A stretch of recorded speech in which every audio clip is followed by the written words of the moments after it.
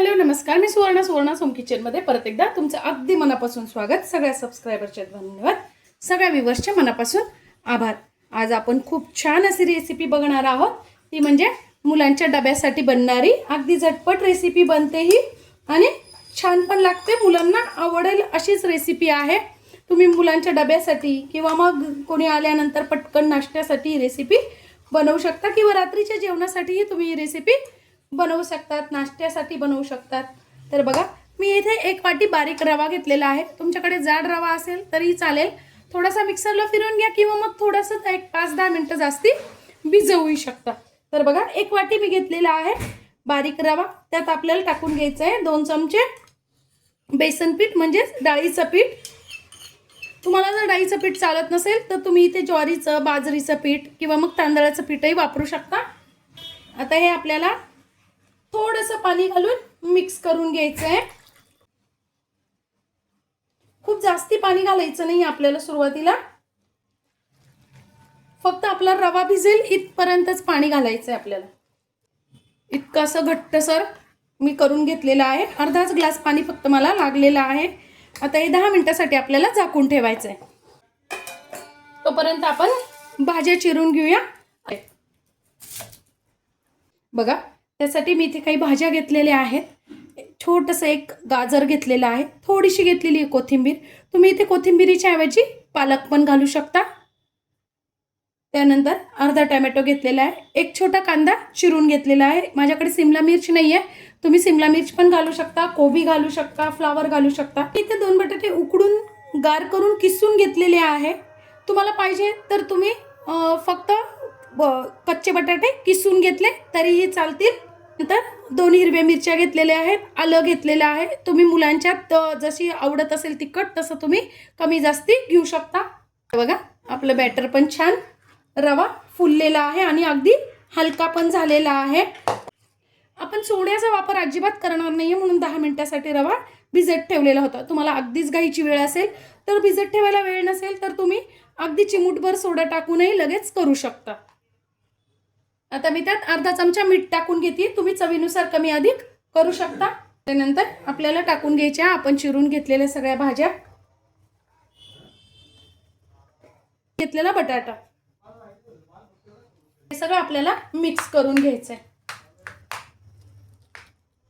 हे बॅटर मला घट्ट वाटतंय म्हणून मला आपण त्यात थोडंसं पाणी घालून घेणार आहोत. एकदम पाणी घालू नका, थोडं थोडं करून घाला, कारण आपल्याला बॅटर हे घट्टच ठेवायचं आहे, पातळ करायचं नाहीये. इतकंच घट्ट असं आपल्याला बॅटर आपल्याला हवं आहे. खूप पातळही नाही आणि खूप घट्टही नाही. या पद्धतीचं बॅटर आपल्याला करून घ्यायचं आहे.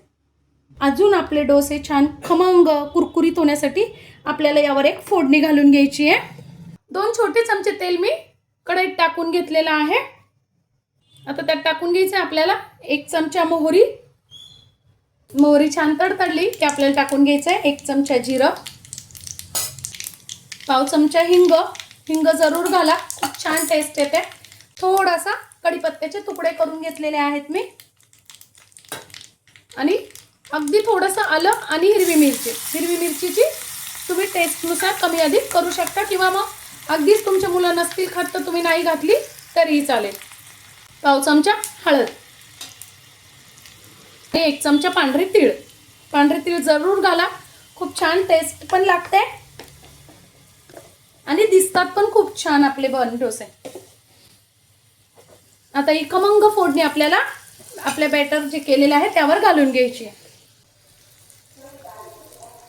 वा, बघा काय मस्त दिसतंय नाही. मुलांना आवडतात म्हणून मी त्यात टाकून घेते अर्धा चमचा मिक्स हर्ब. तुम्ही इथे ऑर्गॅनोही टाकू शकता आणि अर्धा चमचा चिली फ्लेक्स. मुलांना आवडतात या गोष्टी. आता हे छान आपल्याला मिक्स करून घ्यायचंय. बघा, आपण इथे दह्याचा, सोड्याचा अजिबात वापर केलेला नाहीये. आता बघा, माझ्याकडे असा छान छोटे छोटे डोसे तयार होतात असा तवा आहे. तुमच्याकडे कुठलाही तवा, नॉनस्टिक पॅन असेल त्यात तुम्ही हे करू शकता, किंवा मग ज्यात आपण कढईत फोडणी घालतो ना छोट्याशा, त्यात पण आपण हे करू शकतो. गॅस मीडियमच ठेवायचा आहे आपल्याला. थोडंसं मी आता बाजूने तेल सोडून घेते. बघा या पद्धतीने तुम्ही तेल, तूप, बटर काही लावू शकता. आणि आता मीडियम गॅसवर आपल्याला दोन्ही बाजूने खमंग असे छान भाजून घ्यायचे. लगेच उलटायची घाई करायची नाहीये, थोडेसे वरतून सुकू द्यायचे मग उलटायचे, नाही तर मग तुटण्याची शक्यता असते.